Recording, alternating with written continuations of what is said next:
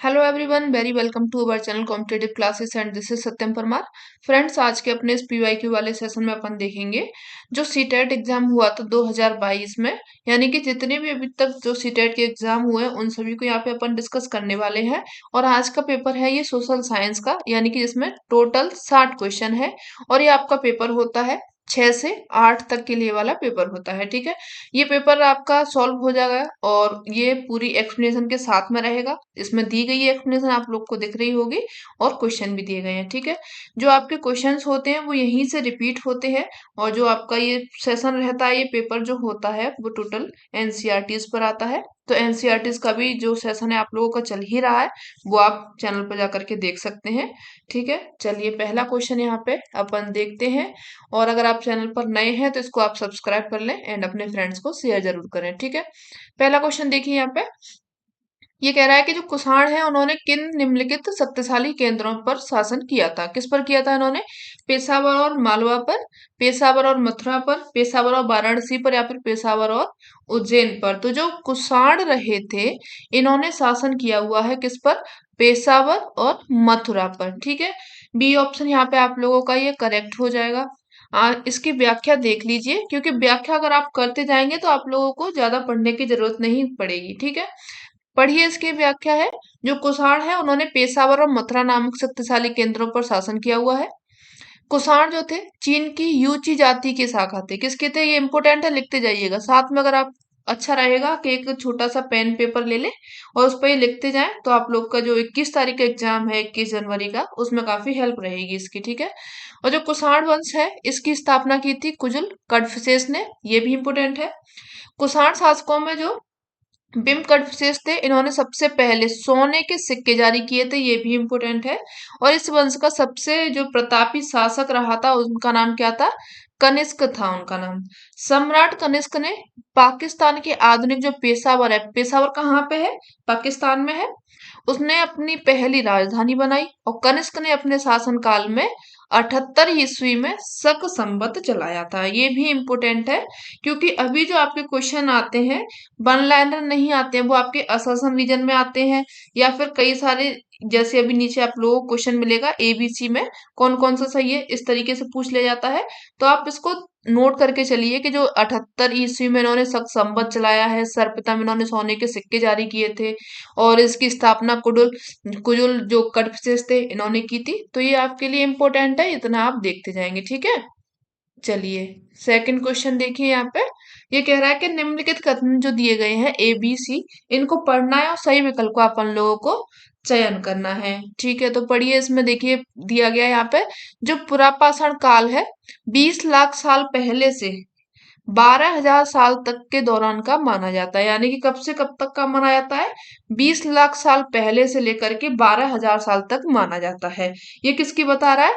पुरापाषाण काल की बता रहा है। ठीक है, दूसरा इसमें कह रहा है कि इस काल को भी 3 भागों में बांटा गया है। ये जो पुरापाषाण काल है इसको 3 भागों में बांटा गया है। बताइए आप लोग, ये सही कह रहा है कि गलत कह रहा है? आरंभिक काल, मध्यकाल एवं उत्तर पुरापाषाण काल। तीसरा कह रहा है कि यहाँ पे जो मानव इतिहास है इसकी लगभग 99% कहानी इसी काल के दौरान घटित हुई है। यानी कि जो मानव का इतिहास अपन लोग जानते हैं, उनके बारे में पढ़ते हैं, वो 99% जो हुई है वो पुरापाषाण काल में ही घटित हुई है। तो ये आपका सी ऑप्शन हो गया। तो यहाँ पे ये पूछ रहा है कौन कौन से सही है, तो आपके ए बी एंड सी तीनों ही सही हो जाएंगे। ऑप्शन जो आपका सही होगा वो डी ऑप्शन यहाँ पे दिया गया है, वो सही हो जाएगा। ठीक है, चलिए आगे बढ़िए। व्याख्या तो उसमें दी गई है, लेकिन और भी आप पढ़ लीजिए कि जो पुरापाषाण काल है 20 लाख साल से लेकर के 12,000 साल के दौरान का माना जाता है, इंपोर्टेंट है। और ये जो काल है इसको भी 3 भागों में बांटा गया है। पहला कौन सा है? आरंभिक काल, दूसरा है मध्य, तीसरा है उत्तर पुरापाषाण काल। ठीक है, भीमबेटका के जो गुफा चित्र हैं उनमें पुरापाषाण कालीन नहीं मिलते हैं। यानी कि जो गुफा चित्र आप लोगों को देखने को मिलते हैं भीमबेटका के, वो कब के हैं? ये पुरापाषाण काल के ही हैं। ये कहाँ पे है? मध्य प्रदेश में है। ये भी इंपोर्टेंट है, याद कर लीजिएगा। पशुपालन का जो प्रारंभ है वो हुआ था मध्यपाषाण काल से। मानव इतिहास की लगभग 99% जो कहानी है इसी काल के दौरान में घटित हुई है। तो यानी कि जो ऑप्शन इसमें दिया गया था ए बी सी तीनों ही ये सही हो जाएंगे। ठीक है, चलिए आगे बढ़िए, नेक्स्ट क्वेश्चन पढ़ते हैं। मनसब मुगलों द्वारा चलाई गई एक श्रेणी व्यवस्था थी, जिसके जरिए क्या था, पद मिलता था, वेतन था, एवं जो सैन्य उत्तरदायित्व निर्धारित किए जाते थे।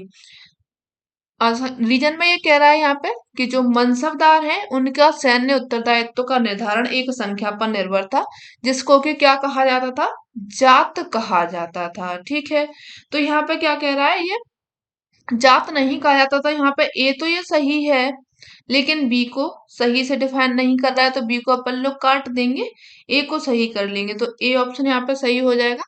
व्याख्या देख लीजिए इसकी। जो मनसबदारी व्यवस्था है एक विशिष्ट प्रशासनिक व्यवस्था थी, जिसका जो प्रचलन था मुगल शासक अकबर ने किया था। कब किया था, 1575 ईस्वी में। जो मनसब थे मुगलों द्वारा चलाई गई एक श्रेणी व्यवस्था थी, जिसके जरिए पद मिलता था, वेतन, सैन्य उत्तरदायित्व, ये सब निर्धारित किए जाते थे। मनसब का अर्थ क्या होता था, श्रेणी। क्या होता था इसका अर्थ, श्रेणी होता था या फिर पद होता था। और इस व्यवस्था के अंतर्गत 33 वर्ग थे। कितने थे टोटल, 33 थे, याद रखिएगा। अकबर ने 40वें वर्ष में जात एवं सवार जैसी दोहरी व्यवस्था लागू करी थी। ये किसने करी थी, अकबर ने की थी।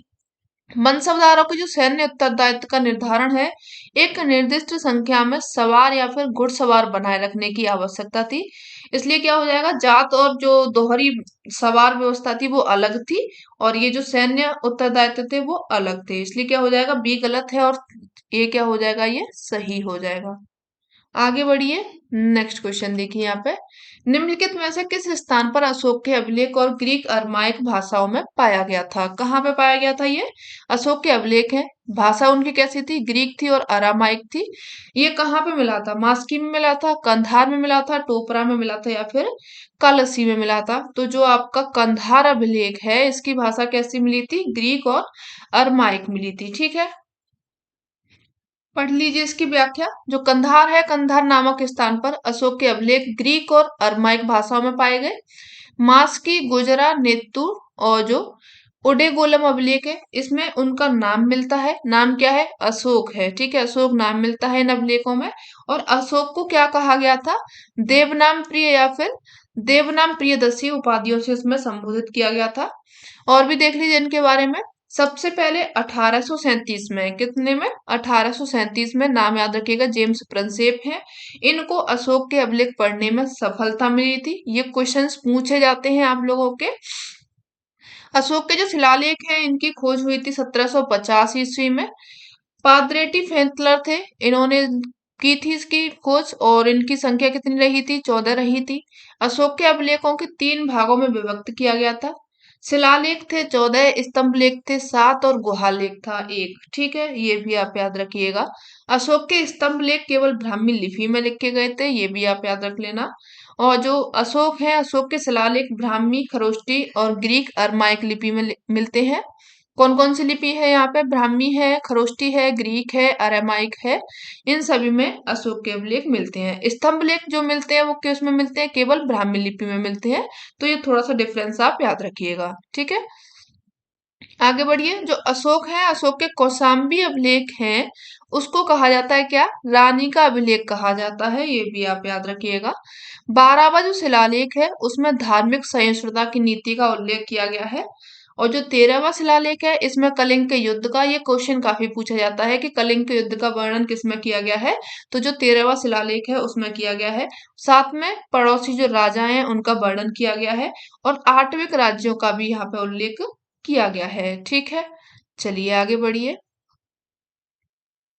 नेक्स्ट पढ़िए, यहाँ पे जो गोंड राज्य है, गढ़कटंगा है, उसमें 17,000 गांव थे।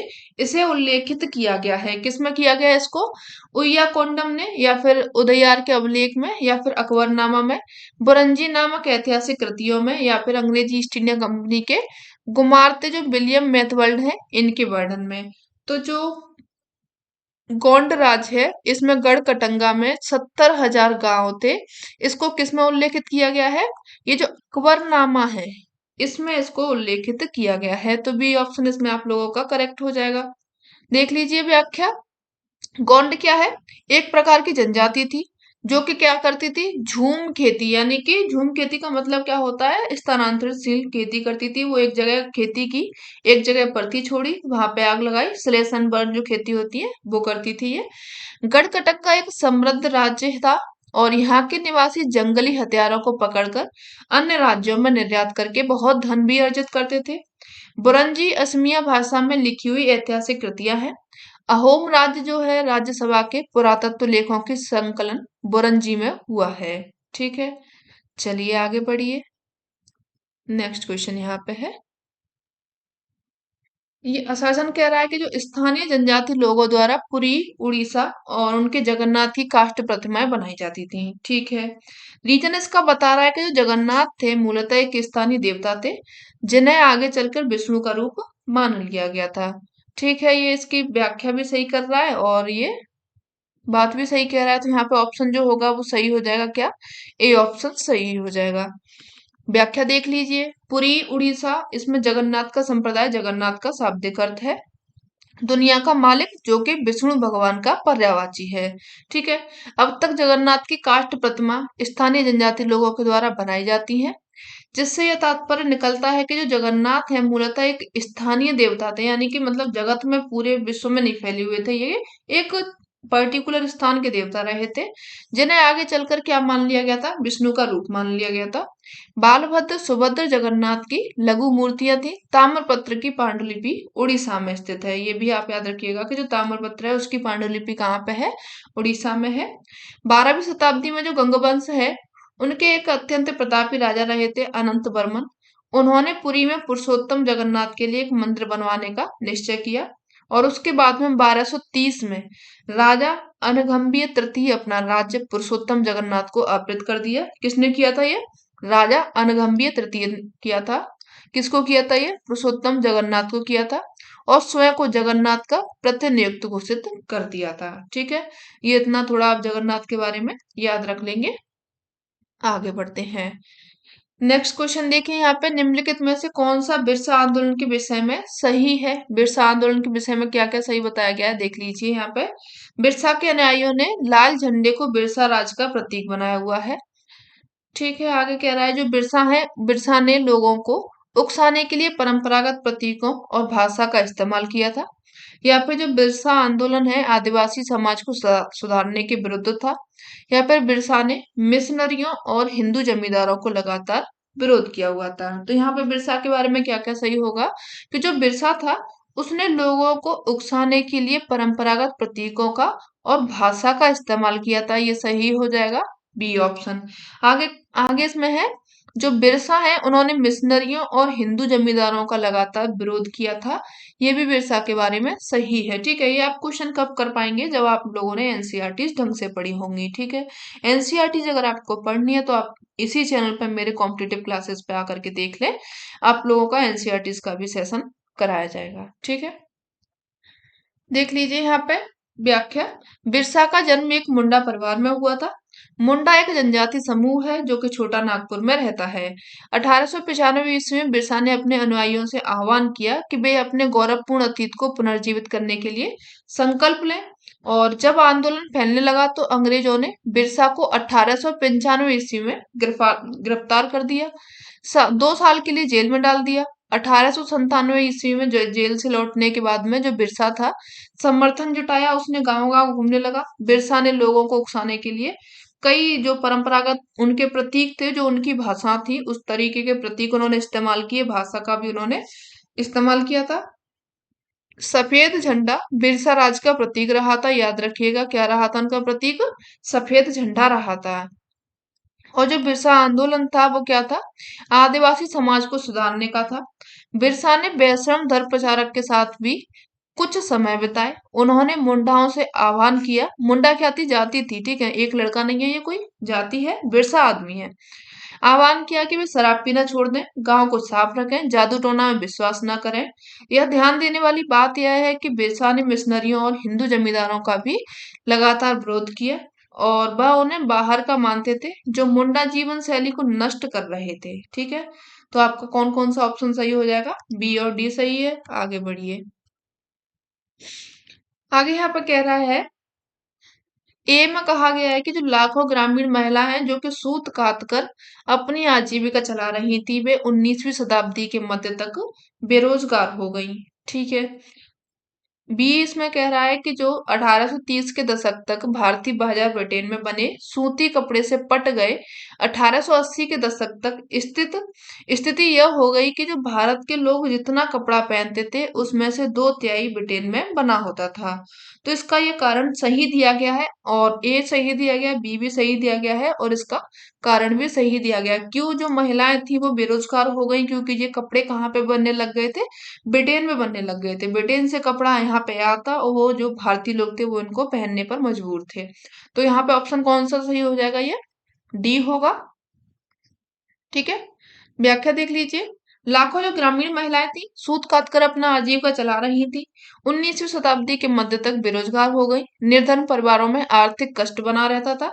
कुछ संदर्भों में महिलाएं थी, वृद्ध लोग थे और बच्चियां थी, उनको भी ढंग से परिवार के उपलब्ध संसाधनों तक पहुंच से वंचित किया गया था।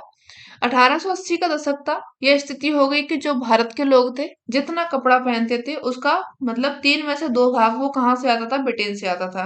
क्योंकि उस समय जो ब्रिटेन था एक पूंजीवादी देश था। कैसा था ये, पूंजीवादी, यानी कि काफी समृद्ध देश था, जहां भारत के ही सूत के कपड़े बनाए जाते। जो सूत जाता था वो कहाँ से आता था, भारत से ही जाता था, और कपड़ा बन के ब्रिटेन से आता था।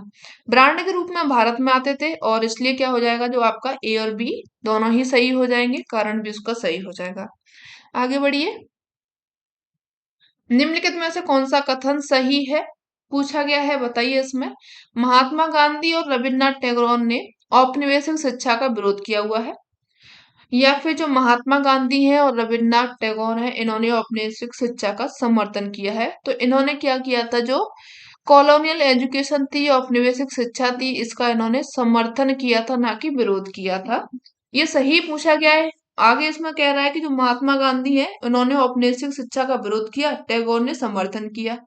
औपनिवेशिक शिक्षा का विरोध किया परंतु महात्मा गांधी ने इसका समर्थन किया। तो इसमें आपका बी ऑप्शन सही हो जाएगा, बाकी के सभी को आप कट कट कट कट कर देंगे। ठीक है। आगे बढ़िए, व्याख्या देख लीजिए। महात्मा गांधी और रविन्द्रनाथ टैगोर ने औपनिवेशिक शिक्षा का विरोध किया हुआ है। गांधी जी का मानना था कि शिक्षा केवल भारतीय भाषाओं में ही दी जानी चाहिए। उनके मुताबिक जो अंग्रेजी है, अंग्रेजी में दी जा रही शिक्षा भारतीयों को अपाहिज बना देगी। कैसे बना देगी, अंग्रेजी की शिक्षा भारतीयों को अपाहिज बना देगी, जैसा कि आप लोग देख भी रहे होंगे। वहीं जो रविन्द्रनाथ टैगोर थे उनका कथन है कि शिक्षा का सृजनात्मकता के साथ में प्राकृतिक परिवेश के साथ में जोड़ना चाहिए। गांधी जी पश्चिमी सभ्यता और मशीनों व प्रौद्योगिकी की उपासना के कट्टर आलोचक रहे थे। टैगोर आधुनिक पश्चिमी सभ्यता के भारतीय परंपरा के श्रेष्ठ तत्वों का सम्मिश्रण चाहते हैं। अतः जो औपनिवेशिक शिक्षा है दोनों के विरोध किया गया, इसीलिए ये क्या हो जाएगा, कथन सही हो जाएगा, बी ऑप्शन। चलिए आगे बढ़ लीजिए। नेक्स्ट क्वेश्चन देखिए, यहाँ पे जो प्राचीन ग्रंथ हैं उनमें विधवाओं को जलाने की अनुमति कहीं नहीं दी गई है। यह कथन किस समाज सुधारक के साथ में जुड़ा हुआ है, श्री नारायण गुरु के साथ में, स्वामी दयानंद सरस्वती के साथ में, सुभाष चंद्र बोस के में, या फिर राजा राम मोहन राय के में। तो ये जो कथन दिया गया था वो किसके में दिया गया है, राजा राम मोहन राय के द्वारा। डी ऑप्शन सही हो जाएगा। ठीक है। इन्होंने जो राजा राम मोहन राय थे इन्होंने भारतीय पुनर्जागरण का अग्रदूत और आधुनिक भारत का जनक कहा जाता है। इन्होंने ही बाल विवाह पर रोक लगाई, सती प्रथा पर रोक लगाई, जातिवाद भी रहा था इनकी, मतलब जातिवाद पर भी रोक लगाने वाले रहे थे, कर्मकांड, पर्दा प्रथा, इन सभी का इन्होंने भरपूर विरोध किया हुआ है। इसीलिए इनको क्या माना जाता है, भारतीय पुनर्जागरण का अग्रदूत और आधुनिक भारत का इनको जनक माना जाता है। आगे बढ़िए। नेक्स्ट क्वेश्चन है, भारत में अंग्रेजों के शासन के दौरान निम्नलिखित में से कौन सा संगठन ने जातीय उन्मूलन पर मुख्य ध्यान दिया हुआ है। किसने दिया है यहाँ पे, भारत के अंग्रेजों ने। सनातन धर्म सभा ने, एशियाटिक सोसाइटी ने, या फिर भारत धर्म महामंडल ने, या फिर सत्यशोधक समाज ने। तो यहाँ पे क्या पूछा गया है, अंग्रेजों के शासन के दौरान निम्नलिखित में से संगठन ने जातीय उन्मूलन पर मुख्य ध्यान दिया है। तो वो हो जाएंगे आप लोगों के कौन से, डी ऑप्शन सही हो जाएगा, सत्यशोधक समाज हो जाएगा। ठीक है। भारत में अंग्रेजों का जो शासन रहा था उसके दौरान सत्यशोधक समाज नामक संगठन ने जाति उन्मूलन पर मुख्य ध्यान दिया हुआ है। जो सत्यशोधक समाज है इसका स्थापना जो की गई थी 1873 में ज्योतिबा फुले के द्वारा की गई थी और ये एक छोटे से समूह के रूप में शुरू हुआ था और इस संगठन का प्रमुख उद्देश्य शूद्र और अस्पृश्य जाति के लोगों को विमुक्त करना था। इसी समय ज्योतिबा फुले ने 1873 ईस्वी में गुलामगिरी नामक पुस्तक लिखी थी। ये भी इम्पोर्टेंट है। गुलामगिरी किसने लिखी हुई है? तो ये ज्योतिबा फुले के द्वारा लिखी गई है। ठीक है, आगे बढ़िए। टीपू सुल्तान के द्वारा अंग्रेजों का विरोध के संदर्भ में कथन ए और बी को पढ़ना है, बताना है कौन सा सही है कौन सा गलत है। तो बताइए इसमें कौन सा सही है? जो अपनी मृत्यु तक टीपू सुल्तान अंग्रेजों के विरुद्ध लड़ते रहे थे, बिल्कुल सही कह रही है ये। आगे कह रहा है कि उसने अंग्रेजों की सांस्कृतिक परंपराओं का विरोध किया था। टीपू के बारे में दोनों ही बातें सही है, ए और बी दोनों सही हो जाएंगे। तो यहाँ पे जो आपका ऑप्शन सही हो रहा है वो सी हो जाएगा। ठीक है, व्याख्या देख लीजिए इसकी। अपनी मृत्यु तक जो टीपू सुल्तान थे अंग्रेजों के विरुद्ध लड़ते रहे थे। आंग्ल मैसूर युद्ध हुआ था पहला 1767 से लेकर के 1769 तक का, डेट याद रखिएगा। हैदर अली इसमें विजयी हुआ था। हैदर अली की मृत्यु हो गई, उसके बाद में उसका पुत्र रहा था टीपू जो कि मैसूर की गद्दी पर बैठा। तो ये भी आप याद रखिएगा कि जो टीपू सुल्तान है किसके पुत्र रहे थे? हैदर अली के रहे थे। टीपू सुल्तान का जन्म हुआ था 1750 ईस्वी में। मंगलौर की संधि द्वारा टीपू सुल्तान अंग्रेजों ने एक दूसरे के विजित क्षेत्रों पर वापस कर दिया था। टीपू ने हमेशा अंग्रेजों की सांस्कृतिक परंपराओं का विरोध किया था। 1787 ईस्वी में याद शाह की उपाधि धारण भी की थी। ये किसने की थी? टीपू सुल्तान ने की थी। टीपू ने अपनी राजधानी श्रीरंगपट्टनम में स्वतंत्रता के वृक्ष लगवाए, जो कि यह प्रतीक थे कि वह अंग्रेजों के अधीन नहीं है। टीपू स्वयं जैकोबिन क्लब का सदस्य बना और अपने नागरिक जो टीपू कहने लगे, यानी कि जो उनके नागरिक थे क्लब के, वो उनको क्या कहने लगे थे? टीपू कहने लगे थे। टीपू की मृत्यु हुई कब हुई थी? ये जो चौथा आंग्ल मैसूर युद्ध हुआ था 1799 में, इसमें श्रीरंगपट्टनम में उनकी मृत्यु हो चुकी थी। तो ये भी आप याद रखेंगे। ठीक है, चलिए आगे बढ़िए। Poverty and un British rule in India, इस पुस्तक के लेखक कौन है? तो ये जो पुस्तक लिखी हुई है ये आपके दादा भाई नौरोजी के द्वारा लिखी गई है। डी ऑप्शन यहाँ पे करेक्ट हो जाएगा। ठीक है, poverty and un British rule in India नामक जो पुस्तक ही ये लिखी थी दादा भाई नौरोजी ने, और इन्हें grand old man of India तथा भारत का औपनिवेश जो अनौपचारिक राजदूत के रूप में भी इनको जाना जाता है। यह एक भारतीय राजनीतिक नेता रहे थे, व्यापारी रहे थे, विद्वान रहे थे। 1892 से लेकर के 1895 के बीच में फिंसबरी सेंट्रल का प्रतिनिधित्व करने वाला ब्रिटिश हाउस ऑफ कॉमन्स में लिबरल पार्टी के ये सदस्य रहे थे। इनको भी आप याद रख लेंगे दादा भाई नौरोजी के बारे में। आगे पढ़िए। किन किन देशों के राजनेता गुटनिरपेक्ष आंदोलन का हिस्सा रहे थे? कहाँ कहाँ के रहे थे? भारत के रहे थे, यूगोस्लाविया के रहे थे, इंडोनेशिया, घाना, मिस्र के, या फिर आपके जो भारत है अमेरिका के नहीं रहे थे, ब्रिटेन, फ्रांस, स्पेन। तो यहाँ पे आपका ऑप्शन जो सही हो जाएगा भारत है, यूगोस्लाविया है, इंडोनेशिया है, घाना है, मिस्र है। इसके जो राजनेता रहे थे वो किसमें रहे थे? गुटनिरपेक्ष आंदोलन के हिस्सा रहे थे। ठीक है, देख लीजिए इसकी व्याख्या। गुटनिरपेक्ष आंदोलन यानी कि नेम की जो स्थापना थी औपनिवेशिक व्यवस्था के पतन के दौरान हुई थी। और यह वह दौर था जब नए नए देश औपनिवेशिक गुलामी से आजाद हो रहे थे। सितंबर 1961 में यूगोस्लाविया के बेलग्रेड में गुटनिरपेक्ष आंदोलन का पहला शिखर सम्मेलन आयोजित किया गया और इसमें टोटल सदस्य पूछे जाए तो बता देंगे आप लोग 25 थे। ठीक है, आगे बढ़िए। इनमें से किन ग्रहों के चारों ओर छल्ले होते हैं? पूछा गया है यहाँ पे। तो जो छल्ले होते हैं चारों ओर वो हो जाएगा यहाँ पे बृहस्पति, शनि, यूरेनस, नेपच्यून नहीं होगा, यहाँ पे हटा देंगे इसको नेपच्यून को। तो आपका ए बी सी यानी कि ये ऑप्शन सही हो जाएगा। ठीक है, देख लीजिए कौन कौन से में होता है। बृहस्पति, शनि, यूरेनस यानी कि अरुण, इन सभी ग्रहों के चारों ओर में क्या होते हैं? छल्ले होते हैं। बृहस्पति जो कि सौरमंडल का सबसे बड़ा ग्रह माना जाता है और ये अपने अक्ष पर सबसे तीव्र गति से घूर्णन करता है।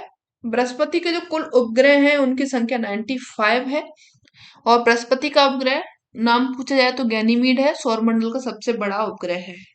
ठीक है, आगे बढ़िए। शनि, इस ग्रह के चारों ओर में वलय पाए जाते हैं और जिसकी संख्या कितनी है, 7 है। शनि का अगर सबसे बड़ा उपग्रह पूछा जाए तो वो बता देंगे आप लोग, टाइटन है। अरुण या फिर यूरेनस, इस ग्रह की खोज विलियम हर्शेल ने की थी। इसके भी चारों ओर में वलय पाए जाते हैं। अपने अक्ष पर ये पूरब से पश्चिम की ओर में घूमता है, जबकि अन्य ग्रह पश्चिम से पूरब की ओर में घूमते हैं। तो इसको आप थोड़ा सा याद रख लेंगे क्योंकि ये अपवाद में है, ठीक है। और जो चीज ऐसे होती है अपवाद में, उनसे क्वेश्चन जरूर पूछे जाते हैं। और ये अपनी धुरी पर कितना झुका हुआ है, 97.8 अंश से झुका हुआ है। इसके कारण इसको क्या कहते हैं, लेटा ग्रह भी कहा जाता है, ठीक है। आगे बढ़िए। भारतीय मानक समय किन मानक यामों पर आधारित है, किन पर आधारित आधारित है ये, तो ये हो जाएगा आप लोगों का 82.5 डिग्री पूरब में हो जाएगा, ईस्ट या फिर पूरब हो जाएगा, ठीक है। आगे बढ़िए। इनमें से क्या दिन और रात ऋतुओं में परिवर्तन संभावित करता है, क्या करता है, क्रमशः पृथ्वी के घूर्णन एवं परिक्रमण, पृथ्वी के परिक्रमण एवं घूर्णन, सिर्फ पृथ्वी का घूर्णन या फिर सिर्फ पृथ्वी का परिक्रमण। तो यहाँ पे जो ऋतुओं में परिवर्तन होता है वो करता है क्या, क्रमशः पृथ्वी के घूर्णन एवं परिक्रमण के द्वारा, ठीक है। ए ऑप्शन करेक्ट है। व्याख्या देख लीजिए इसकी। पृथ्वी के घूर्णन एवं परिक्रमण दिन एवं रात तथा ऋतुओं में परिवर्तन संभावित करता है। पृथ्वी सौरमंडल का एकमात्र ऐसा ग्रह है जिस पर के क्या मिलता है, जीवन मिलता है, जल की उपस्थिति मिलती है, इसीलिए इसको क्या कहा जाता है, नीला ग्रह भी कहा जाता है। पृथ्वी एकमात्र उपग्रह है, पृथ्वी का वो हो जाएगा चंद्रमा, और ये अपने अक्ष पर 23.5 डिग्री झुका हुआ है। सूर्य के चारों ओर 29.8 किलोमीटर सेकंड के वेग से ये चक्कर भी लगाती है। कौन लगाती है, पृथ्वी लगाती है। आगे बढ़िए।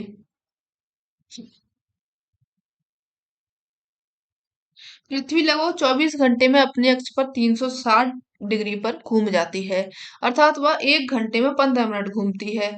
तो इस प्रकार जब ग्रीनविच है, दोपहर में 12 बज रहे होते हैं, तब ग्रीनविच 30 डिग्री पूरब में कितना समय हो रहा होगा, 12 बज रहे हैं, यानी कि 24 घंटे में 360 डिग्री घूमती है, 1 घंटे में 15 डिग्री घूमती है, 30 डिग्री को बता रहा है, तो 2 घंटे हो जाएंगे, यानी कि दोपहर के 2 बज रहे होंगे। तो यहाँ पे क्या हो जाएगा, ए ऑप्शन करेक्ट हो जाएगा। आगे बढ़िए। अंडमान निकोबार द्वीप समूह निम्न में से किस प्रकार के वन पाए जाते हैं, पूछा गया है, यहाँ पे बता दीजिए इन लोगों को। आर्द्र पर्णपाती वन मिलते हैं, देखिए वन एक ही प्रकार के मिलेंगे आप लोगों को एक जगह पे, ठीक है।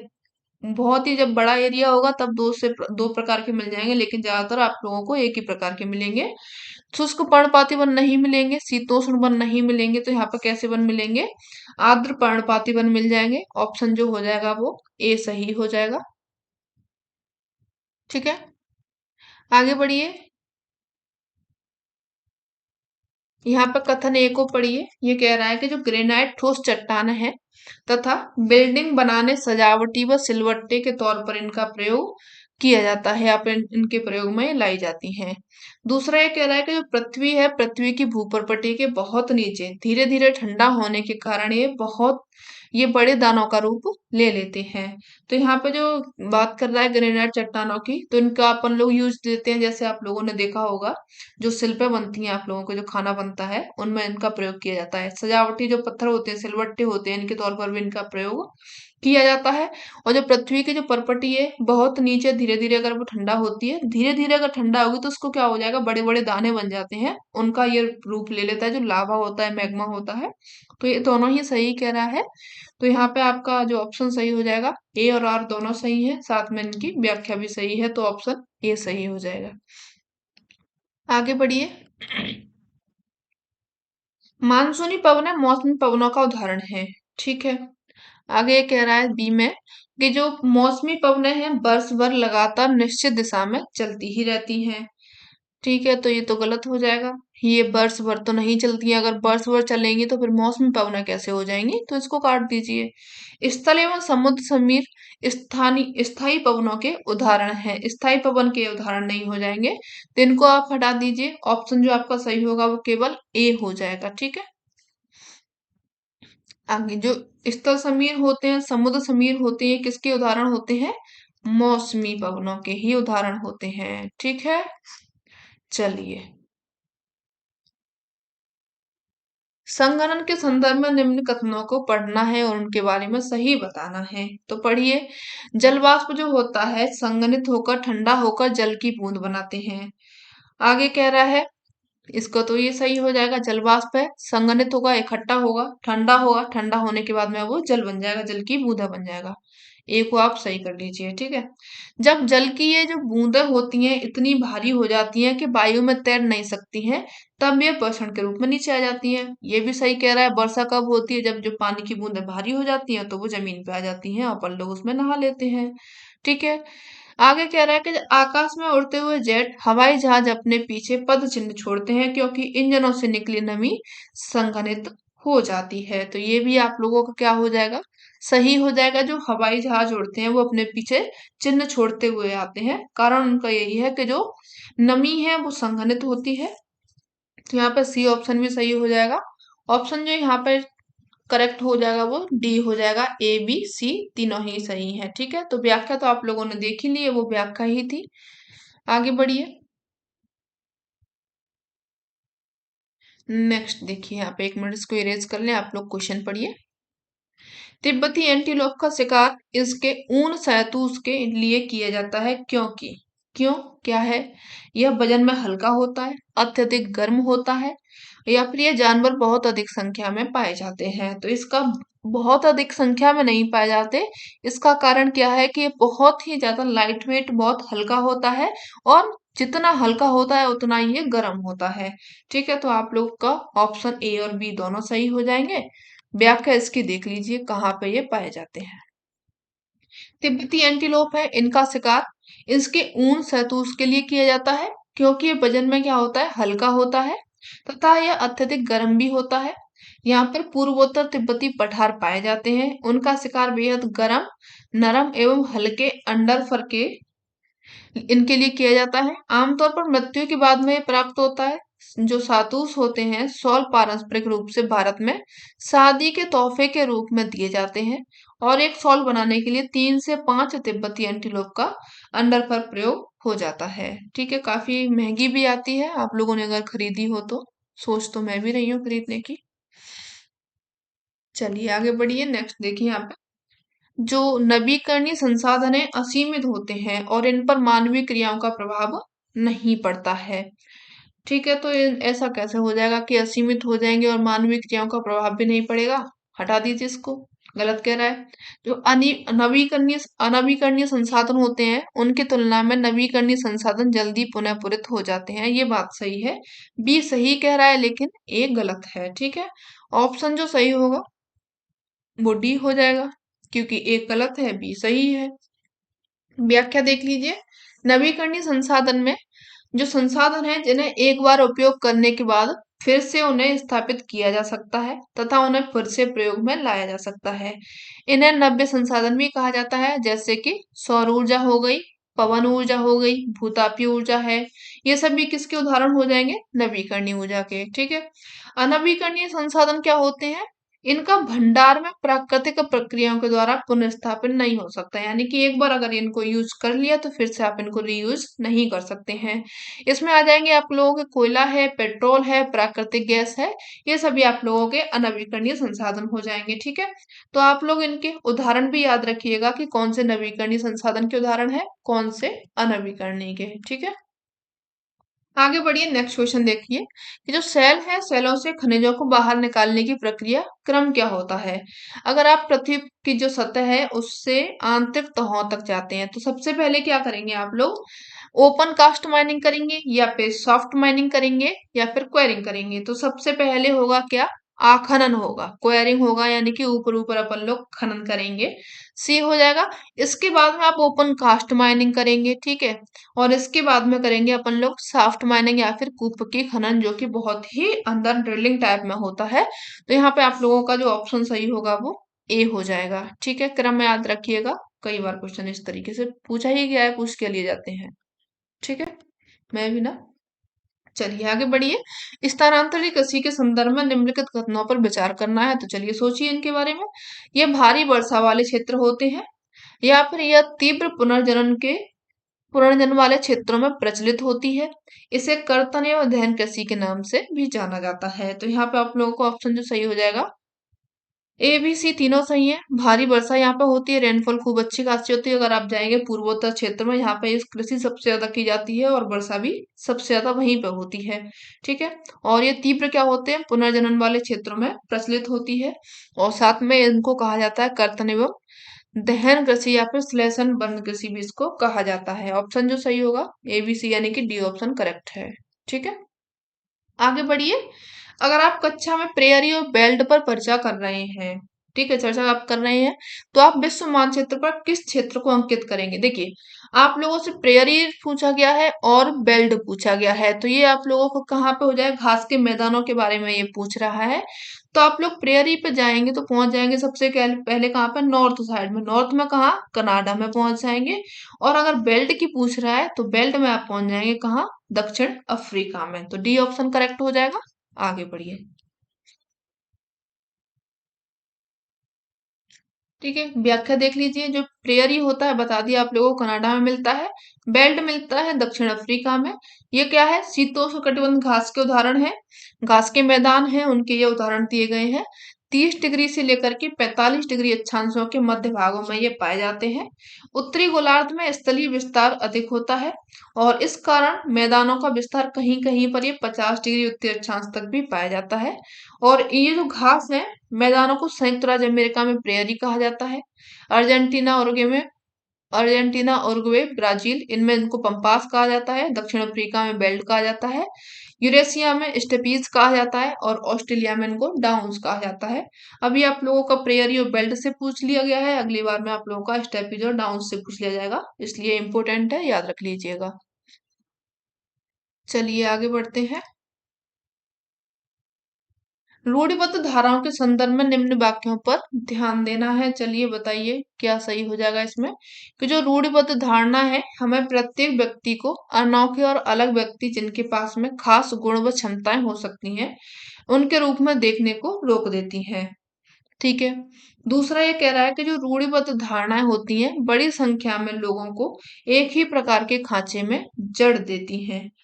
ठीक है, ये आपका हो रहा है, बी भी सही है, ये भी सही है। जो रूढ़िबद्ध धारणाएं होती हैं ये क्या करती हैं, प्रत्येक व्यक्ति को, जो अनोखे और अलग व्यक्ति होते हैं जिसके पास में खास गुण होते हैं, किसी की अच्छाइयां होती हैं, किसी के उसमें जो अच्छे अच्छे गुण होते हैं, इन सभी रूपों को वो नहीं देखती है। उसमें क्या देखती है, सिर्फ उसके एक नकारात्मक, अरे ये हो गया होगा बड़ा आदमी, पहले हमने देखा ये कैसा था, इस तरीके से उनकी सोच हो जाती है।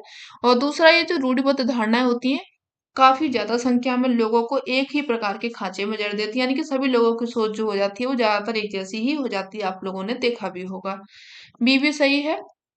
आगे कह रहा है कि जो रूढ़िबद्ध धारणा है इनको हम सब पर प्रभाव पड़ता है क्योंकि इनके चलते हमें उन कामों को करने का मौका मिलता है जिन्हें हम अच्छे हैं। ठीक है, तो ये आपका गलत हो जाएगा। अगर अच्छे हैं तो उन कामों को क्यों करेंगे, तो इसको हटा देंगे आप लोग। ए और बी सही हो जाएगा। ऑप्शन जो यहाँ पे सही है ये बी हो जाएगा। ठीक है, चलिए। रूढ़िवाद एक प्रकार की विचारधारा है जो किसी चीज के बारे में पुराने समय से चली आ रही है, जो कि तथ्य एवं सिद्धांतों पर विश्वास करती है, उसी को स्वीकार करती है। जो रूढ़िवाद परिवर्तन है इनको स्वीकार नहीं करता है, पहले से बनी परंपरा पर ही ये विश्वास करता आ रहा है। ठीक है, बड़ी संख्या में लोगों को एक ही प्रकार के खांचे में जड़ देती है। साथ ही जो रूढ़िबद्ध धारणाएं होती हैं हमें प्रत्येक व्यक्ति को अनोखे और अलग व्यक्ति जिसके पास में खास गुण होते हैं, क्षमताएं होती हैं, उन सभी को देखने से रोक देती है। यही क्या होती है, रूढ़िवाद धारणाएं होती है, स्टीरियोटाइप इनको कहा जाता है। ठीक है, आगे बढ़िए। निम्नलिखित क्षेत्रों में उन क्षेत्रों की पहचान करना है जहां पे अतीत में अरबी और चीनी व्यापारियों के उल्लेखनीय सांस्कृतिक प्रभाव हैं। कौन कौन से क्षेत्र में आए हैं, पंजाब और तमिलनाडु में, केरल और लद्दाख में, असम और हरियाणा में, गुजरात और तेलंगाना में। तो जो चीनी आए हुए हैं, अरबी आए हुए हैं, वो केरल और लद्दाख हो जाएगा। बी ऑप्शन यहाँ पे करेक्ट है। ठीक है, व्याख्या देख लीजिए। केरल और जो लद्दाख है यह दो प्रमुख क्षेत्र है जहां पे अतीत में आए अरबी और चीनी के व्यापारियों का उल्लेख सांस्कृतिक प्रभाव है। लद्दाख जम्मू कश्मीर के पूर्व पहाड़ियों में बसा हुआ है, रेगिस्तानी इलाका है। लद्दाख के रास्ते ही बौद्ध धर्म तिब्बती लोग पहुंचे। लद्दाख का छोटा जो तिब्बत है, लद्दाख है, उसको क्या कहा जाता है? छोटा तिब्बत भी कहा जाता है। केरल भारत के दक्षिणी कोने में है और सबसे पहले अरबी लोग यहाँ पे आए, यहूदी आए। चीन के व्यापारी भी केरल में आए थे और यहाँ पर मछली पकड़ने के लिए जो जाल बिछाए गए, इस्तेमाल किए गए थे, वो कैसे थे? वो चीनी जाल थे। चीनी जालों से हूबहू मिलते रहे थे और इन्हें चीनी बला कहा जाता है। क्या कहा जाता है इनको? चीना बला कहा जाता था। नाम याद रखिएगा। आगे बढ़िए।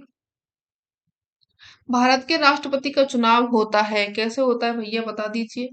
मंत्रियों एवं उनके मुख्य जो मुखिया हैं उनकी परिषद के द्वारा, योग्य नागरिकों के प्रत्यक्ष चुनाव के द्वारा, या फिर जो निर्वाचक मंडल है उनका अप्रत्यक्ष चुनाव होता है उसके द्वारा, या फिर पंचों सहित सभी चयनित सदस्यों के द्वारा अप्रत्यक्ष चुनाव। तो जो मुख्य राष्ट्रपति है भारत का, उनका जो चुनाव होता है वो निर्वाचक मंडल द्वारा अप्रत्यक्ष चुनाव होता है। सी ऑप्शन यहाँ पे आप लोगों का करेक्ट हो जाएगा। ठीक है, आगे बढ़ जाइए। नेक्स्ट क्वेश्चन देख लीजिए। यहाँ पे पहले इसकी व्याख्या देख लीजिए। जो भारत के राष्ट्रपति है उनका चुनाव आप लोगों ने देख लिया, कर लिया इनका चुनाव। बता दीजिए भारत के राष्ट्रपति इस टाइम कौन है, ये आप हमें लिख करके बता दीजिए कमेंट में। ठीक है, और जो भारत के राष्ट्रपति हैं उनका चुनाव एक निर्वाचक मंडल के माध्यम से किया जाता है, जिसमें कि राज्यसभा होती है, लोकसभा होती है और राज्य की विधानसभाएं होती हैं, तीनों मिलते हैं और निर्वाचित इनके सदस्य रहते हैं। चुनाव का जो आयोजन है भारत में चुनाव आयोग यानी कि ईसी के द्वारा ये इसको किया जाता है। निर्वाचक मंडल सदस्य के जो संसद के उच्च एवं निम्न सदन, राज्यसभा और लोकसभा, इनके सभी निर्वाचित सदस्य होते हैं। राज्य एवं जो केंद्र शासित प्रदेश हैं दिल्ली एवं पुदुचेरी, इनके विधानसभाओं के विधायक होते हैं और इनके निर्वाचित जो सदस्य होते हैं इनका चुनाव किया जाता है। अनुच्छेद देख लीजिए। अनुच्छेद जो 54 है वो राष्ट्रपति के चुनाव से संबंधित है और अनुच्छेद 55 राष्ट्रपति के चुनाव की प्रक्रिया कैसे होगी उससे संबंधित है। इंपोर्टेंट हो जाएगा। चलिए आगे बढ़ लीजिए। संविधान यह सुनिश्चित करता है कि शासन की व्यवस्था केवल कुछ विशेषाधिकार लोगों को सम्मिलित नहीं करती हैं, जो कि सभी के लिए निर्णय ले। यहाँ सरकार के विभिन्न स्तर हैं जो कि संविधान से ही अपनी ताकत और अधिकार प्राप्त करते हैं। यह भारतीय संविधान के निम्नलिखित विशेषता की व्याख्या करता है। ये किसकी व्याख्या कर रहा है? आप लोग पढ़िए, थोड़ा सा इसमें दिमाग लगाइए। तो ये व्याख्या कर रहा है संघवाद की। ठीक है, ए ऑप्शन यहाँ पे आप लोगों का करेक्ट हो जाएगा। ठीक है, हमारा जो संविधान है सुनिश्चित करता है कि शासन की व्यवस्था केवल कुछ विशेषाधिकार लोगों को सम्मिलित नहीं करती है, जो कि सभी के लिए निर्णय ले।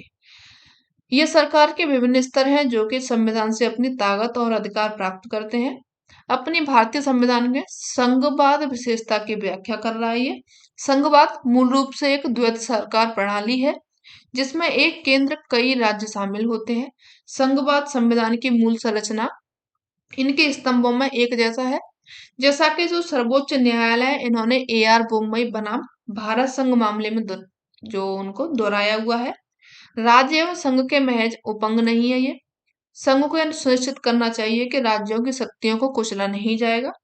संघीय सिद्धांतकार केसी बियर के अनुसार भारतीय संविधान की प्रकृति कैसी है? अर्ध संघीय, क्वासी फेडरल है।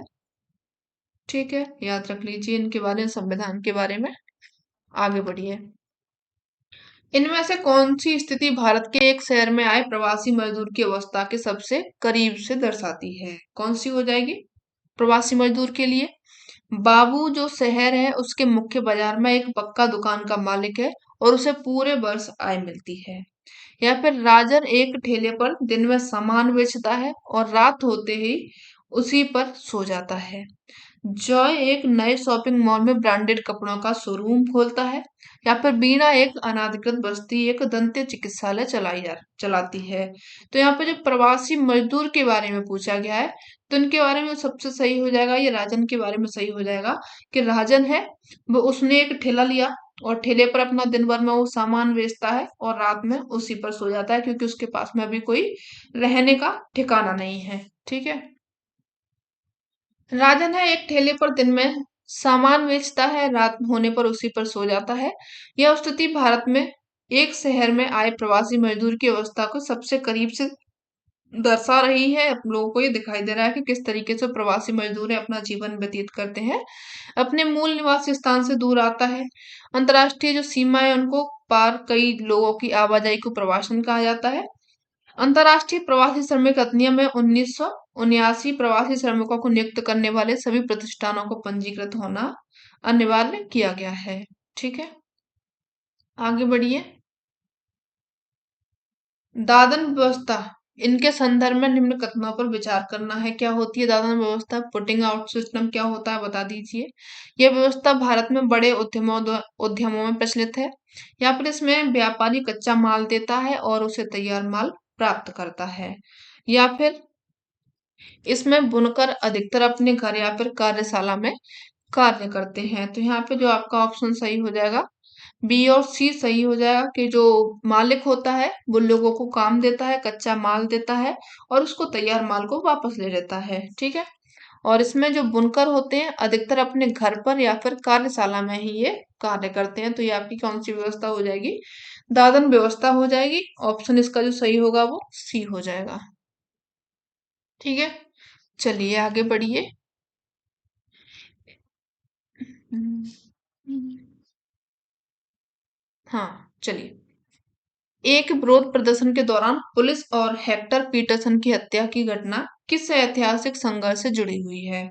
किसमें ये अमेरिका में रंगभेद के खिलाफ, या फिर नेपाल में राजतंत्र के खिलाफ, या फिर दक्षिण अफ्रीका में रंगभेद नीति के खिलाफ, या फिर जो अल्जीरिया है उसमें उपनिवेशवाद के खिलाफ है? तो जो ये जो विरोध प्रदर्शन हुआ था, इसमें जो हेक्टर है पीटरसन है इनकी हत्या की गई थी। ये घटना जो इससे संघर्ष से जुड़ी हुई है वो हो जाएगा दक्षिण अफ्रीका में जो रंगभेद नीति है इसके खिलाफ ये जुड़ी हुई है। तो यहाँ पे ऑप्शन जो आपका सही हो जाएगा वो सी हो जाएगा। ठीक है, व्याख्या देख लीजिए इसकी।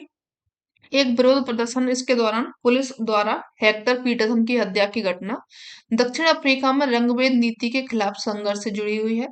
रंगभेद प्रणाली ने लोगों को उनकी त्वचा के रंग के आधार पर विभाजित किया और इसी रंगभेद प्रणाली के कारण ही अश्वेत लोगों को मतदान के अधिकार से वंचित रखा गया। रंगभेद व्यवस्था ने उपनिवेशवाद और जातिवाद इनको चरम पर दर्शाया। रंगभेद के खिलाफ लंबे संघर्ष के बाद में वर्ष 1994 में दक्षिण अफ्रीका में आखिरकार जो स्वतंत्रता प्राप्त की गई और एक नए संविधान का निर्माण हुआ और जो रंगभेद था उस पर प्रतिबंध लगाया और इस नए निर्मित जो संविधान थे सभी को उसमें समान अधिकार दिए गए थे। अच्छा हुआ इन लोगों के साथ में। ठीक है, आगे बढ़िए। हिंदू अधिकार अधिनियम था धारा 2005 निम्नलिखित में से किस कारण हेतु लैंगिक समानता की और एक कदम है? बताइए किसकी ओर है ये। देख लीजिए यहाँ पे ऑप्शन दिए गए हैं। यह बेटियों को विवाह के बाद भी पैतृक कुलनाम रखने का अधिकार देता है, या फिर यह बेटियों को पिता की संपत्ति पर अधिकार दिलाता है, या फिर यह सबसे बड़ी संतान लड़का या लड़की को पिता का उत्तराधिकारी बनाता है, या फिर ये केवल गैर विवाहित बेटियों को पिता के जमीन पर अधिकार मानता है। तो ये आपके सही हो जाएगा यहाँ पे बी ऑप्शन कि जो 2005 का अधिनियम है ये बताता है कि जो बेटियां हैं उनकी पिता की संपत्ति पर अधिकार है, दिलाता है। ये बी ऑप्शन करेक्ट है। ठीक है, देख लीजिए पढ़ लीजिए इसको भी। हिंदू अधिकार अधिनियम हो जाएगा 2005। इसके अनुसार ये बेटियों को पिता की संपत्ति पर अधिकार दिलाता है। सितंबर 2005 से 5 में 1956 का जो अधिनियम था इसमें संशोधन हुआ और 2005 में महिलाओं को जो संपत्ति विभाजन हुआ था उसके लिए सामुदायिक के रूप में मान्यता दी गई। इस अधिनियम की धारा 6 में संशोधन किया गया ताकि एक जो सहायक है उसकी पुत्री को भी जन्म से सहायिका बनाया जा सके तथा लैंगिक समानता की ओर महत्वपूर्ण इसको कदम दिया गया था। आगे बढ़िए, नेक्स्ट क्वेश्चन देखिए। भारतीयों के दिन को याद करने के लिए गणतंत्र दिवस मनाते हैं। कौन से दिन को? भारत के पहले आम चुनाव को, भारत की स्वतंत्रता को, संविधान के लागू होने को, या फिर संविधान के लेखन पूरा होने को? तो जब गणतंत्र दिवस मनाया जाता है वो क्यों मनाया जाता है? इस दिन हमारा क्या हुआ था?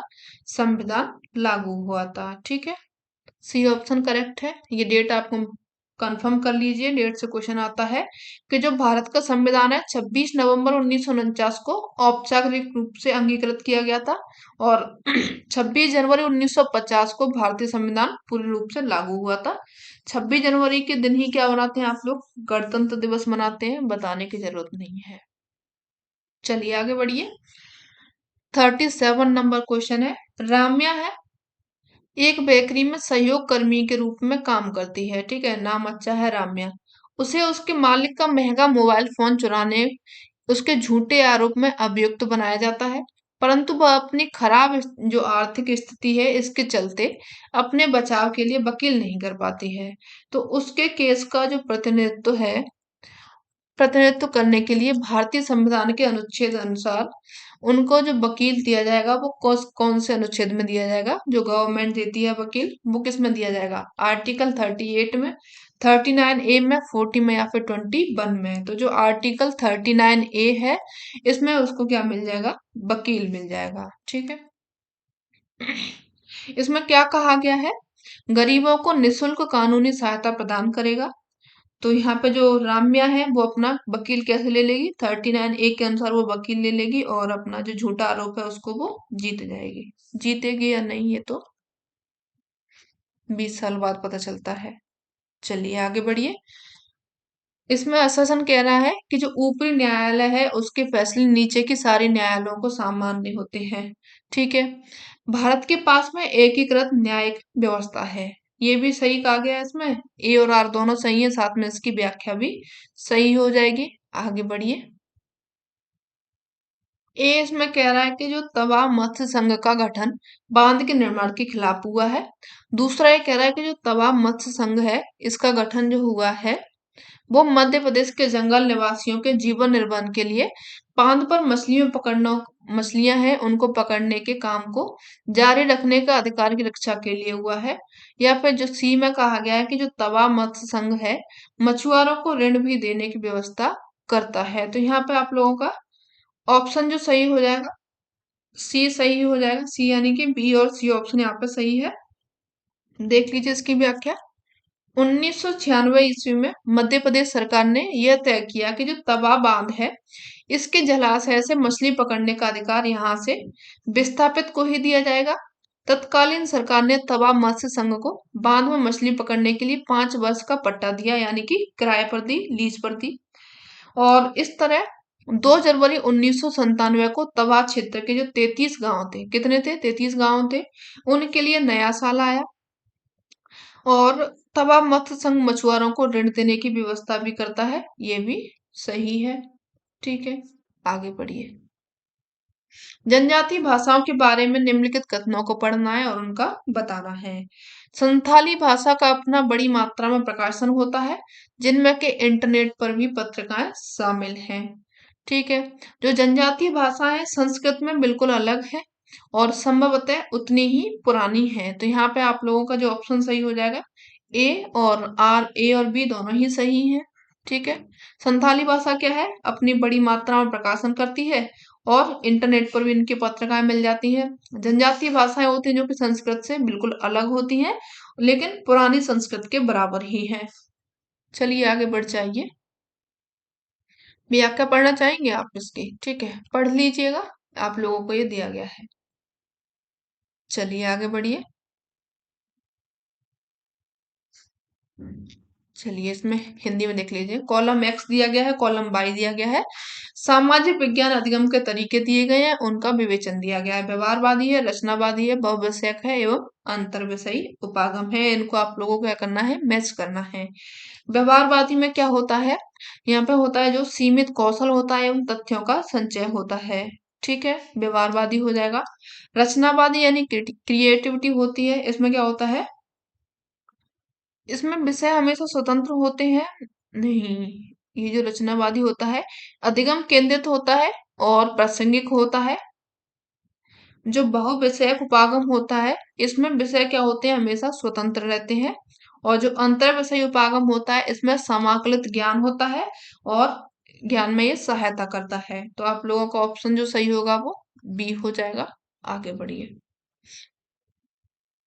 निम्नलिखित में से कौन सा जो शब्द है इतिहास में पुरा स्थल की सही व्याख्या करता है, बताइए कौन सा है। वह स्थान जहां पर पत्थर के औजार का निर्माण किया जाता था, या फिर वह स्थान जहां पर औजार, बर्तन और इमारतें जैसी वस्तुओं के अवशेष मिले हों, बी सही है। और आगे कह रहा है कि वह स्थान जहाँ पर आखिर तक खाद्य संग्रह रहते हैं या फिर वह स्थान जहाँ पर प्राचीन इंजीनियरिंग कार्य के अवशेष मिले हों। आप लोगों को जो ऑप्शन है बी सही हो जाएगा। वह स्थान जहाँ पर औजार मिले हों, बर्तन मिले हों, इमारतें मिली हों पुरानी, उन्हीं को क्या कहा जाता है? पुरास्थल कहा जाता है। ठीक है। और जो इतिहासकार हैं इन्होंने 3 भागों में इसको बाँटा हुआ है, प्रागैतिहासिक काल, आधि ऐतिहासिक काल एवं ऐतिहासिक काल, ये 3 इसके काल हो जाएँगे, ठीक है? और इस काल का कोई भी लिखित साक्ष्य नहीं है, ये भी इम्पोर्टेंट है, याद रख लेना। आगे बढ़िए।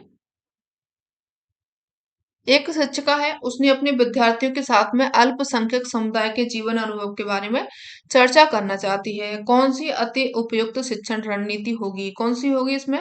अल्पसंख्यकों के लिए संवैधानिक प्रावधानों पर चार्ट या फिर अल्पसंख्यकों के लिए रोजगार पर एनएसएस डाटा या फिर एक फीचर फिल्म जैसे कि अल्पसंख्यक किरदार है या फिर अल्पसंख्यक प्रतिनिधित्व वाले क्षेत्र में लोगों की दैनिक गतिविधियों पर एक प्रस्तुतिकरण। तो जो शिक्षिका है वो क्या करेगी अल्पसंख्यकों के लिए एक इन लोगों की दैनिक गतिविधियों पर एक प्रस्तुतिकरण करेगी, यानी कि एक छोटा सा उनको प्ले दिखा देगी, नाटक रोल दिखा देगी, जिससे उन लोगों को समझ में जल्दी आ जाएगा। ठीक है, डी ऑप्शन यहाँ पे करेक्ट हो जाएगा। देख लीजिए अनुच्छेद जो 29 है ये अल्पसंख्यक वर्गों के जो वर्ग होते हैं उनके हितों का संरक्षण करता है, सुरक्षा संबंधी अधिकार देता है ये। और जो अनुच्छेद 30 है शिक्षा संस्थानों से स्थापना और प्रशासन करने का अल्पसंख्यक वर्गों को अधिकार प्रदान करता है। ठीक है, आगे बढ़िए। नेक्स्ट क्वेश्चन देखिए यहाँ पे। प्रारंभिक शिक्षा के विद्यार्थियों को जाति आधारित भेदभाव के जो मुद्दे हैं उनसे परिचित कराने के लिए निम्नलिखित में से कौन से संसाधन का प्रयोग कर सकते हैं? कौन से का कर सकते हैं बता दीजिए आप। अभिलेख जो अशोक के स्तंभों पर लिखे गए हैं या फिर आरक्षण नीति पर लेख या फिर जो मानव अधिकार है उनका सार्वजनिक घोषणा पत्र या फिर जो बी आर अम्बेडकर है उनके बचपन के अनुभवों का वृतांत। जो बी आर अम्बेडकर है उनके बचपन के अनुभवों का वृतांत आप बता सकते हैं, जो कि किसके लिए हो जाएंगे? आप लोगों को भेदभाव के मुद्दे से परिचित कराएंगे और संसाधन का प्रयोग कैसे करना है ये भी आप लोग समझ जाएंगे। ठीक है, देख लीजिए इनकी व्याख्या। जो बी आर अम्बेडकर जी हैं इन्होंने इनके बचपन के अनुभवों के जो वृतांत है इनका प्रयोग प्रारंभिक शिक्षा के विद्यार्थियों को जाति आधारित भेदभाव के मुद्दे से परिचित कराने के लिए एक महत्वपूर्ण तथ्य हो सकता है। और अम्बेडकर ने जातिगत भेदभाव को दूर करने के लिए 1936 में एक पुस्तक लिखी, एनिहिलेशन ऑफ कास्ट यानी कि जाति प्रथा का विनाश, एक पुस्तक लिखी हुई थी। पुस्तक याद रखिएगा, पूछी जा सकती है। ठीक है, एक पुस्तक जरूर पूछी जाती है, वो इन्हीं में से पूछ ली जाती है, तो इसलिए आप लोग लिखते जाइए पेन पेपर पर। इसलिए बोल रही हूँ आप लोग को पेन एंड पेपर साथ में लेकर के बैठे हैं।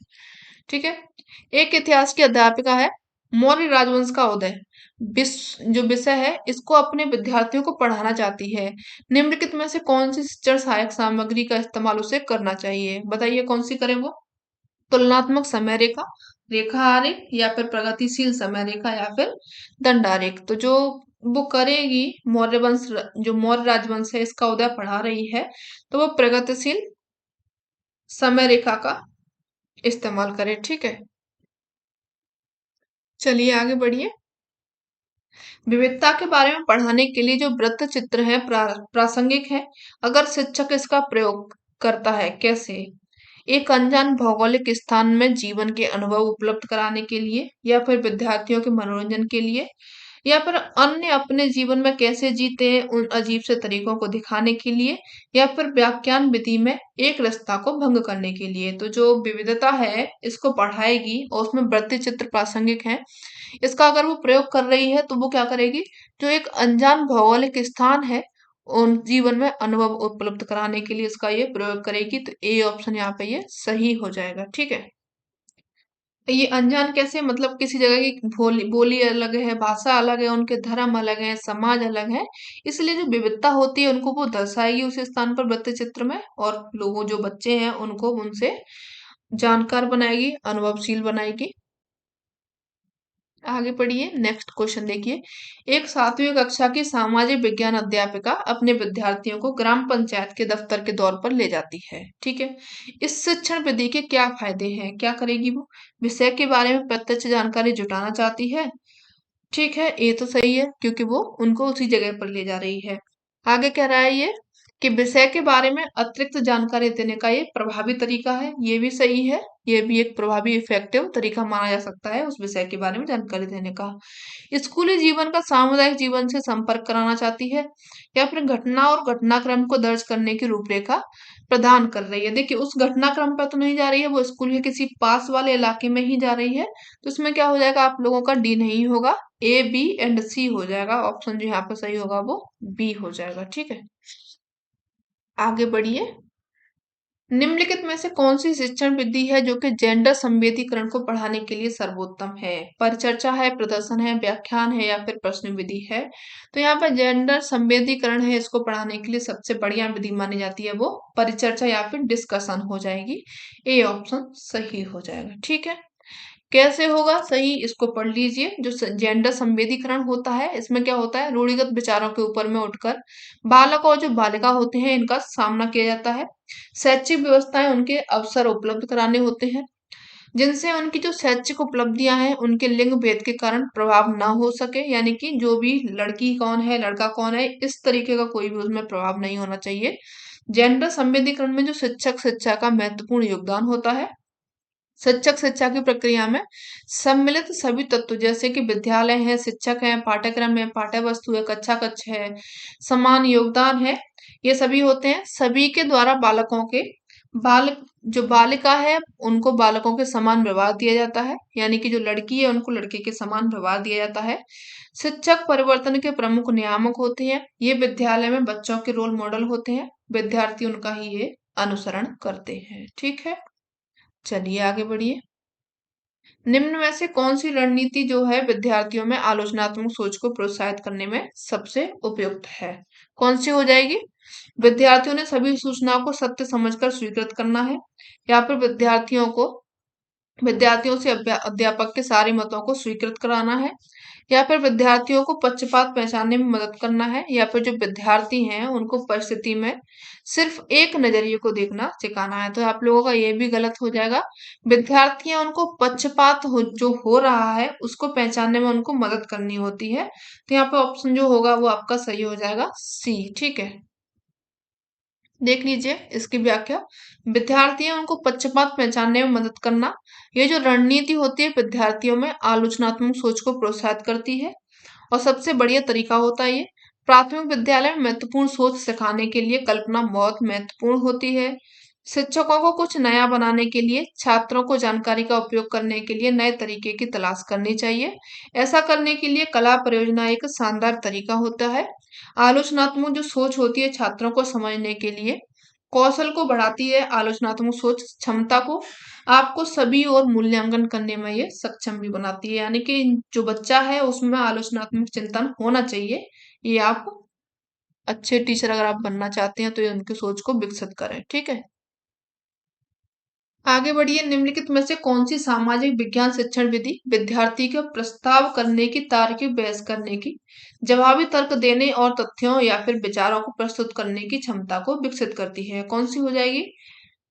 इसमें तार्किक बहस करने की कह रहा है, जवाबी तर्क देने की बात कर रहा है, तथ्यों और विचारों को प्रस्तुत करने की बात कर रहा है। तो आप समझ जाइए डिबेट की बात कर रहा है, वाद विवाद की चर्चा कर रहा है ये। ठीक है, अगर आप वाद विवाद देखना चाहते हैं तो आप अपन जो एबीपी न्यूज है या फिर एनडीटीवी है किसी को भी खोल लीजिए और आप जो पक्ष विपक्ष है तीनों नेताओं को बिठा लीजिए, सपा बसपा और जो आपके कांग्रेस है इन सभी को बिठा लीजिए और देख लीजिए आप डिबेट इन लोगों का। ठीक है, वहां पे कितनी जल्दी जल्दी इन लोगों के विचार आते हैं। ऑप्शन कौन सा हो जाएगा यहाँ पे? ए सही हो जाएगा। आगे बढ़ लीजिए। 51 क्वेश्चन नंबर आ चुका है, बस थोड़े से और रह गए हैं। सामाजिक विज्ञान की एक शिक्षिका अपनी कक्षा में सेलों की विशेषताएं विषय शुरू कर रही है। निम्नलिखित में से कौन सी गतिविधि उसके उद्देश्य हेतु सबसे अधिक महत्वपूर्ण रखती है या फिर महत्व रखती है? कि क्या करेगी वो? पृथ्वी की परतों को दर्शाते हुए मॉडल को दिखाना एवं उस पर परिचर्चा करना, या फिर जो पुस्तक है उसमें दी गई सेलों की विशेषताओं को पढ़ना और समझाना, शिक्षार्थियों को उनके आसपास के पाए जाने वाली सेलों को इकट्ठा करने के लिए कहना। ऐसा तो गलत हो जाएगा यार, वो कब तक बच्चे इकट्ठे करते घूमेंगे। ठीक है, विभिन्न प्रकार की सेलों को लाना और उनका प्रयोग इन सेलों की विशेषताओं को पहचानने तथा तुलना करने में करना। तो ये एक टीचर कार्य कर ले कि वो तरह तरह की सेल हैं घर में मिल जाती है, ऐसी बात नहीं है। तो इनको वो ले आए कॉलेज में, स्कूल में एक बार ला करके रख ले और बच्चों को पहचानने में और तुलना करने में मदद करे, तो ये एक बढ़िया प्रभावी तरीका होगा पढ़ाने का। तो डी ऑप्शन यहाँ पे करेक्ट हो जाएगा। ठीक है, आगे बढ़ जाइए। भारत के जो तटीय स्थल रूप हैं, इनको पढ़ाते हुए राजस्थान के शिक्षक किस शैक्षणिक समस्या का सामना कर सकते हैं? छात्रों के लिए संदर्भ बनाने में, प्रकाशित सामग्री उपलब्ध कराने में, छात्रों के मूल्यांकन में, या फिर पाठ्यक्रम समय समय पर पूरा करने में। तो जो तटीय स्तर रूप है इनको पढ़ाते हुए वो करेंगे छात्रों के लिए जो संदर्भ है उसको बनाने में ये थोड़ी सी समस्या का सामना कर सकते हैं। ए ऑप्शन सही हो जाएगा। ठीक है, व्याख्या इसकी देख लीजिए। जो भारत के तटीय स्थल रूप है इनको पढ़ाते हुए राजस्थान के जो शिक्षक हैं छात्रों के लिए संदर्भ बनाने में शैक्षणिक समस्या का सामना कर सकते हैं। कैसे कैसे समस्या आ सकती है उनको देख लीजिए कि जो शिक्षा प्रणाली है उसमें समावेशी नहीं है, पाठ्यक्रम में व्यवहारिकता की कमी है, स्कूल स्तर में जो आंकड़े हैं उनकी अविश्वसनीयता है, शासन गुणवत्ता में कमी है, शिक्षक प्रबंधन, शिक्षक की शिक्षा और प्रशिक्षण, स्कूल प्रशासन और प्रबंधन के स्तर में कमी है। ठीक है, आगे बढ़िए। पाठ्यचर्या में निम्नलिखित में से कौन सी विद्यमान बाधा है? सामाजिक विज्ञान पाठ्यचर्या में पूछा गया। ठीक है, ये ऊपर रह गया था। इसमें क्या बाधाएं हैं? विद्यालयों में जो विद्यमान शिक्षण शास्त्रीय प्रथाएं हैं, ये सही हो जाएगा। अच्छा प्रदर्शन एवं उच्च अंक प्राप्त करने का दबाव रहता है बच्चे पर, ये भी रहता है कि उनका क्लास में प्रदर्शन अच्छा होना चाहिए और जो परसेंटेज है अंक है वो हाई आने चाहिए, स्कोर उनका अच्छा होना चाहिए। वैज्ञानिक अन्वेषण एवं कौशल निर्माण का अभाव होता है। देखिए इसमें सामाजिक विज्ञान की ये बात कर रहा है तो यहाँ पे कोई भी ऐसा वैज्ञानिक अन्वेषण नहीं होता है, तो ए ऑप्शन करेक्ट हो जाएगा। आगे बढ़िए। प्रारंभिक विद्यालयों के छात्रों के समक्ष भारत के राष्ट्रीय आंदोलन की चर्चा के लिए निम्न स्रोतों को उल्लेखित किया जा सकता है। किसको किया जा सकता है? सेलुलर जेल है उनके आधिकारिक दस्तावेज एवं पत्र को, शैल चित्रकला को, कबीर के दोहे को, या फिर अशोक के स्तंभ को। तो यहाँ पे बात कर रहा है किसकी? भारत के राष्ट्रीय आंदोलन की चर्चा कर रहा है। तो इसमें जो आप दिखा सकते हैं जो सेलुलर जेल है उसके जो दस्तावेज हैं और उनके पत्र हैं उनको दिखा करके उनको बता सकते हैं कि इस तरीके का पहले शासन चलता है और इन लोग यहाँ पे जेल में बंद रहे थे, उनके पत्र हैं, उनके दस्तावेज हैं, इनको ये दिखा सकता है। ठीक है, आगे बढ़िए। सामाजिक विज्ञान की कक्षा में परियोजना विधि का प्रयोग करने का मुख्य उद्देश्य क्या है? बताइए। विद्यार्थियों को सामाजिक विज्ञान के सैद्धांतिक ज्ञान के निर्माण में संलग्न करना, सामाजिक विज्ञान कक्षा में शिक्षण समय बचाना, या फिर सामाजिक विज्ञान शिक्षक का भार कम करना, या फिर विद्यार्थियों को वास्तविक जीवन में सामाजिक समस्याओं की जांच में संलग्न करना। सबसे बढ़िया ऑप्शन जो होगा इसमें ये हो जाएगा। ठीक है, डी ऑप्शन यहाँ पे करेक्ट हो जाएगा कि जो विद्यार्थी हैं उनके जो वास्तविक जीवन है उसमें भी वो उतार सके, जो सामाजिक समस्याएं होती हैं वो उनको पहचान सकें। ठीक है, आगे बढ़िए। निम्नलिखित प्रश्न में कौन सी ज्ञानात्मक प्रक्रिया का आकलन होता है? भारतीय संविधान की मुख्य विशेषता क्या रही थी? बताइए। स्मरण करना, विश्लेषण करना, मूल्यांकन करना, सृजन करना। तो जो भारतीय संविधान की मुख्य विशेषता रही थी वो रिकॉल रही थी, स्मरण रही थी। ठीक है, स्मरण जो कि ज्ञानात्मक प्रक्रिया का आकलन होता है, यह भारतीय संविधान की मुख्य विशेषता है। स्मरण यानी कि याद करना, मनोविज्ञान है और अतीत से जानकारी या फिर घटनाओं को पुनः प्राप्त करने का कार्य, जबकि सूचना को पुनः प्राप्त करने में मदद करने के लिए एक विशिष्ट संकेत की कमी होती है। स्मरण करने की महत्वपूर्ण विधियां जिसके खंड विधि मानी जाती है, प्रगतिशील विधि मानी जाती है, क्रिया विधि है, पूर्ण विधि है, मिश्रित विधि है। देखिए इस तरीके के क्वेश्चन नहीं पूछे जाते हैं तो एक बार के लिए आप अगर आप इनको नहीं पढ़ेंगे तो भी कोई दिक्कत नहीं है। निम्नलिखित में से कौन सी कार्यनीति समूह आकलन का हिस्सा नहीं है? कार्यनीति समूह आकलन का डिबेट तो होता है, सेमिनार प्रस्तुति होती है, सत्रांत परीक्षा होता है, कक्षा में चर्चा होती है। तो ये देखिए एक ही प्रकार की है, ये अलग है। सत्रांत जो परीक्षा होती है ये समूह आकलन का हिस्सा नहीं होगी। इसमें एक अपना इंसान खुद का सामने अपना लिखता है और वो एक अंक पाता है अलग से। ठीक है, चलिए आगे बढ़िए। निम्नलिखित में से कौन सा कथन सतत और व्यापक मूल्यांकन के बारे में सही नहीं है? बताइए। CCE comprehensive continuous and comprehensive evaluation के बारे में पूछा गया है यहाँ पे। यह विद्यार्थियों के व्यवहार के केवल, देखिए केवल अगर आप आ जाए तो ये नेगेटिव वर्ड होता है, केवल को आप जैसे देखें उसको काट दीजिए, आगे के ऑप्शन पढ़िए मत। ठीक है, अगर आपको केबल दिख रहा है वहां से इसको काट दीजिएगा और इसको ही सही कर दीजिएगा क्योंकि नहीं पूछा गया है। ठीक है, आगे बढ़िए, नेक्स्ट क्वेश्चन देखिए। लोकतंत्र विषय को शुरू करने से पहले एक अध्यापिका कक्षा में इससे संबंधित प्रश्न पूछती है। वो किस तरह का आकलन कर रही है? यानी कि जो लोकतंत्र विषय है और इसको शुरू करने से पहले वो पूछ रही है प्रश्न, तो वो किस तरीके का आकलन आकलन हो गया? पूर्व अवधारणा का आकलन, यानी कि उन्होंने पिछली क्लास में जो कक्षा में पढ़ कर के आए हैं उसको थोड़ा सा वो रिकॉल कर रही है और उसी को रिलेट करके वो आगे उसको शुरू कर देगी चैप्टर को। ठीक है, ये ऑप्शन यहाँ पे करेक्ट है। चलिए लास्ट ऑप्शन देख लीजिए, लास्ट क्वेश्चन है ये। एक अच्छी तरह से डिजाइन किया गया पोर्टफोलियो होना चाहिए। कैसा होना चाहिए? उद्देश्यपूर्ण और व्यवस्थित होना चाहिए। ये होना चाहिए, यहाँ पे लगा लीजिए इसको टिक। ठीक है, दूसरा यहाँ पे होना चाहिए क्या? विद्यार्थी के प्रदत्त कार्य और जो गतिविधि है उसको प्रतिबिंबित करने वाला, ये भी ठीक है। और तीसरा ये कह रहा है कि विद्यार्थी के एक लंबी समय अवधि का काम का ये संचयन होता है, तो सी भी ठीक है। ए बी सी तीनों सही हो जाएगा, ऑप्शन जो यहाँ पे डी सही है। ठीक है, टोटल आप लोगों के हो चुके हैं 60 क्वेश्चंस।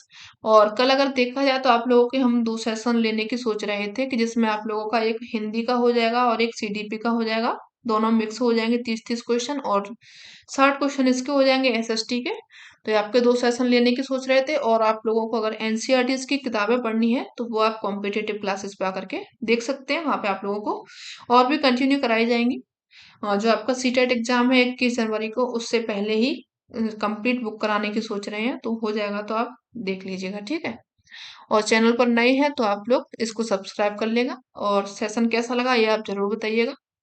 मिलते हैं नेक्स्ट सेशन में, तब तक के लिए धन्यवाद। ठीक है।